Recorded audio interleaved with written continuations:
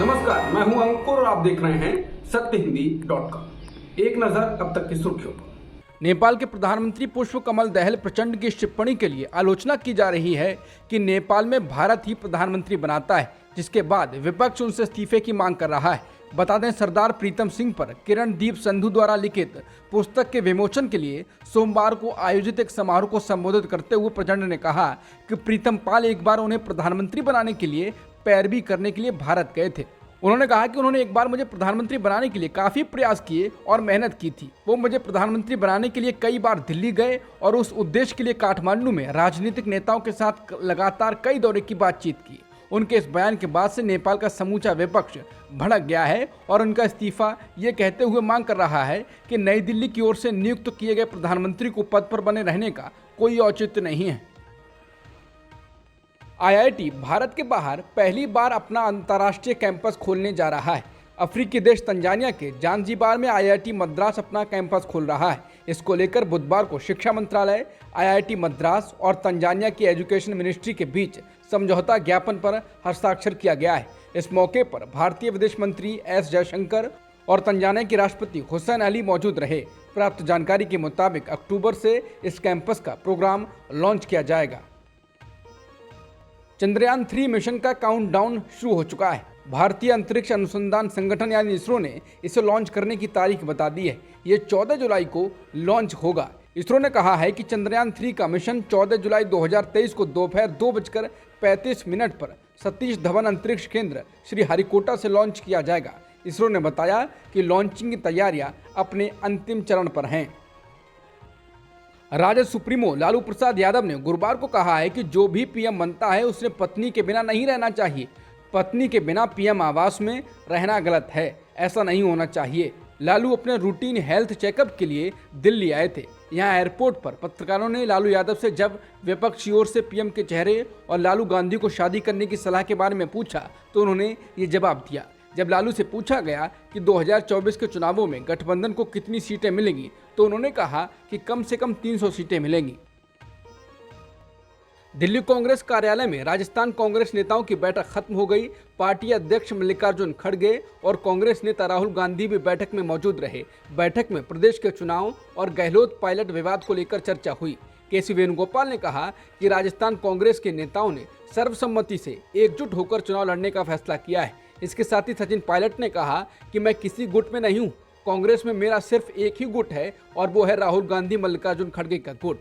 आने वाले समय में मुझे राहुल जी और खड़गे जी की तरफ से जो भी आदेश मिलता है उसको मैं पूरी निष्ठा के साथ पूरा करने की कोशिश करूंगा। सचिन पायलट ने कहा, हम सब इस बात पर सहमत हुए हैं कि बीते 25 सालों में एक बार बीजेपी और एक बार कांग्रेस का चलन हम बदल सकते हैं। इस बार सरकार रिपीट की जा सकती है। उन्होंने कहा, कांग्रेस आलाकमान ने मेरी बात मान ली है। सचिन पायलट ने कहा कि हम साथ लड़ेंगे और सरकार बनाएंगे। राजस्थान को लेकर हुई बैठक के बाद कांग्रेस नेता केसी वेणुगोपाल ने कहा कि हमें पूरा विश्वास है कि हम राजस्थान में जीतेंगे। उन्होंने कहा कि हम जीतने की क्षमता के आधार पर उम्मीदवारों का चयन करेंगे। सितंबर के पहले सप्ताह में हम राजस्थान चुनाव के लिए कांग्रेस के उम्मीदवार तय करेंगे। इसके साथ ही उन्होंने कहा कि राजस्थान में घर घर अभियान कल से शुरू होगा। हमारे मंत्री, विधायक, नेता और जमीनी कार्यकर्ता अगले 90 दिनों के दौरान सभी समुदायों और सामाजिक समूहों के साथ जुड़ेंगे। उन्होंने कहा कि पार्टी के घोषणा पत्र के साथ साथ राजस्थान में कांग्रेस सरकार की उपलब्धियों पर भी चर्चा होगी। इसके अलावा प्रदेश प्रभारी सुखजिंदर सिंह रंधावा ने कहा कि बैठक में मौजूद सभी सदस्यों से उनके विचार लिए गए। सभी ने मिलकर एक ही बात कही कि हम मिलकर बीजेपी को हराएंगे। शरद पवार ने बैठक के बाद ट्वीट कर कहा है कि मुझे पूरा विश्वास है कि 2024 में महाराष्ट्र में हुकूमत बदलेगी। आज जिनके हाथों में हुकूमत है उन्हें लोग दूर करेंगे और विरोधी पक्ष में काम करने वाले लोगों के खिलाफ जिस तरह के कदम उठाए गए हैं उसकी कीमत उन्हें देनी होगी। उन्होंने कहा कि लोगों के वोट हासिल करने के बाद जो गलत रास्ते गए हैं उनको कीमत चुकानी पड़ेगी। महाराष्ट्र की स्थिति बदलेगी। वहां कांग्रेस, राष्ट्रवादी कांग्रेस, उद्धव ठाकरे के नेतृत्व की शिवसेना संगठन, इनके हाथों में महाराष्ट्र के लोग पूरी हुकूमत देंगे। दिल्ली में बैठक के बाद शरद पवार ने कहा कि अब हमें जो भी कहना है हम भारत के चुनाव आयोग के सामने कहेंगे। फिलहाल मैं ही एनसीपी का अध्यक्ष हूं और कोई कुछ भी कहे इसमें कोई सच्चाई नहीं है। उन्होंने कहा कि मैं चाहे 92 साल का हो जाऊं, मैं काम करता रहूंगा। इसके अलावा एनसीपी की राष्ट्रीय कार्यकारिणी की बैठक में पीसी चाको ने कहा कि संगठन बरकरार है।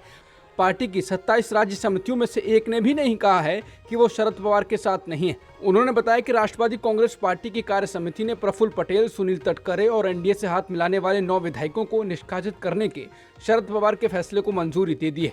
पीसी चाको ने कहा कि राष्ट्रवादी कांग्रेस पार्टी की कार्य समिति ने आज 8 प्रस्ताव पारित किए हैं। समिति ने पार्टी अध्यक्ष शरद पवार पर पूरा भरोसा जताया है। महाराष्ट्र में सियासी ड्रामा खत्म नहीं हो रहा है। पहले जहां उद्धव ठाकरे की पार्टी शिवसेना को तोड़ा गया, फिर एनसीपी को और अब कांग्रेस का अगला नंबर बताया जा रहा है। ये अटकलें एकनाथ शिंदे गुट के नेता और विधायक संजय शिरसाट के बयान के बाद और बढ़ गई हैं। उन्होंने कहा कि एनसीपी और सेना की तरह महाराष्ट्र में कांग्रेस भी बन सकती है। एएनआई से उन्होंने कहा कि कई कांग्रेस विधायक पार्टी छोड़ना चाहते हैं। उन्होंने कहा कि मैंने सुना है कि 16 से 17 विधायक जाना चाहते हैं। वो आपस में बहुमत बनाने का इंतजार कर रहे हैं। वो जल्द ही निर्णय लेंगे और कांग्रेस भी विभाजित हो जाएगी। महाराष्ट्र में अब कांग्रेस नेता अशोक चौहान को लेकर तरह तरह की चर्चाएं चली हैं। उनको लेकर ऐसे कयास लगाए गए हैं कि उन्हें सफाई देनी पड़ गई है। वरिष्ठ कांग्रेस नेता अशोक चौहान ने गुरुवार को महाराष्ट्र में शिवसेना बीजेपी सरकार को समर्थन देने की खबरों को खारिज कर दिया। उन्होंने इस तरह की खबरों को अफवाह करार दिया है। दरअसल अशोक चौहान के बारे में तब अलग अलग तरह की अटकलें लगाई जाने लगी जब अजित पवार द्वारा बगावत करने और एकनाथ शिंदे के नेतृत्व वाली सरकार में शामिल होने के बाद राज्य में राजनीतिक स्थिति पर चर्चा करने के लिए महाराष्ट्र कांग्रेस कमेटी की गुरुवार दोपहर को बैठक हुई। कांग्रेस नेताओं को राज्य विधानसभा में विपक्ष के नेता के मुद्दे पर भी चर्चा करनी थी। कांग्रेस समिति की बैठक से पहले ही चौहान वहां से निकल गए तो इनके बारे में अटकलें लगाई जाने लगी। इसके साथ ही संजय शिरसाट के बयान ने और हवा दे दी। हालांकि चौहान ने उन अटकलों को खारिज कर दिया है। एएनआई ने महाराष्ट्र के पूर्व मुख्यमंत्री अशोक चौहान के हवाले से कहा, मैंने कांग्रेस कोर कमेटी की बैठक में भाग लिया। मुझे नहीं पता कि मेरे बारे में अफवाहें कौन फैला रहा है। चौहान ने कहा कि उनकी कुछ पूर्व निर्धारित बैठकें थीं, इसलिए वो कांग्रेस समिति की बैठक से पहले ही निकल गए थे।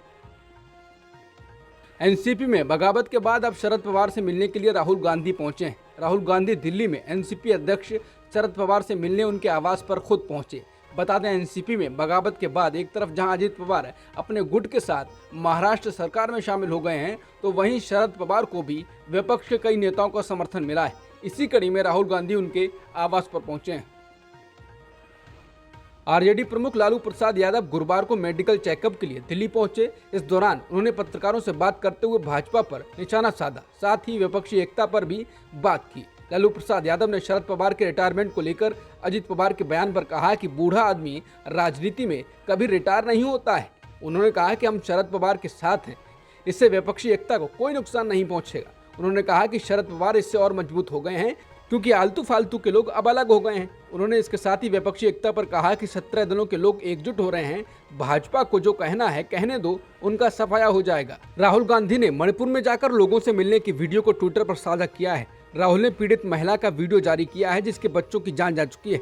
राहुल गांधी वीडियो में महिला के पड़ोस में जमीन पर बैठे हुए हैं। इसके साथ ही राहुल गांधी ने ट्वीट कर कहा है कि नफरत के कारण किसी अपने को खोने का दर्द जानता हूँ। जहाँ हिंसा होगी वहाँ समाज या देश कभी आगे नहीं बढ़ सकता है। नफरत छोड़ो, मणिपुर जोड़ो। बता दें, मणिपुर में हिंसा को लेकर कांग्रेस प्रधानमंत्री से कुछ बोलने को कह रही है। हालांकि पीएम मोदी ने अभी तक एक शब्द नहीं बोला है।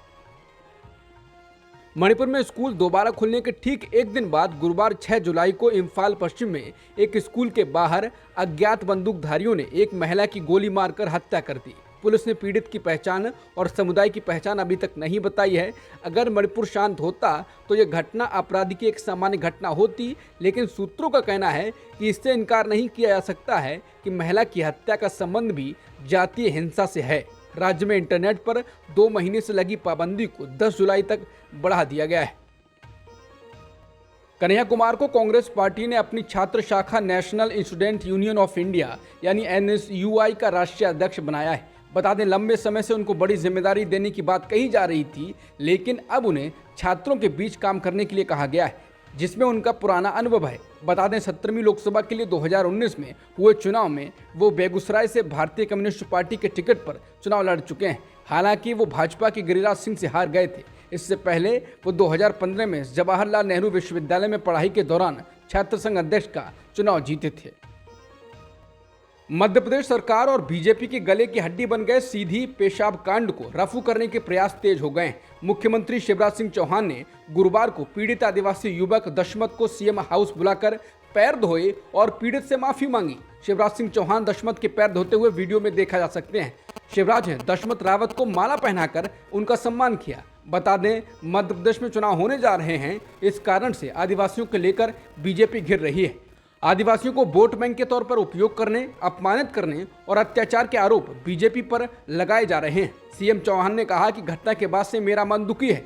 सीएम ने कहा कि पीड़ित दशरथ आपकी पीड़ा बांटने का यह प्रयास है। मैं घटना के लिए आपसे माफी भी मांगता हूं। मेरे लिए जनता ही भगवान है। मध्य प्रदेश के सीधी में आदिवासी युवक पर पेशाब किए जाने के बाद मायावती ने मुख्यमंत्री शिवराज सिंह चौहान को निशाने पर लिया है। उन्होंने सीएम द्वारा पीड़ित युवक को भोपाल बुलाकर पैर धोने और सम्मानित करने को नाटकबाजी करार दिया है। उन्होंने ट्वीट कर कहा कि मध्य प्रदेश के सीएम द्वारा सीधी जिले के पेशाब कांड के पीड़ित आदिवासी युवक को लगभग 600 किलोमीटर दूर भोपाल बुलाकर सीएम हाउस में कैमरे के घेरे में उसके पैर धोना सरकारी पश्चाताप कम तथा इनकी नाटकबाजी व चुनावी स्वार्थ की राजनीति ज्यादा लगती है। ऐसा नुमाइशी कार्य क्या उचित है? उन्होंने आगे कहा, चूंकि मध्य प्रदेश में विधानसभा का चुनाव निकट है, इसलिए सरकार की ऐसी बेचैनी स्वाभाविक है।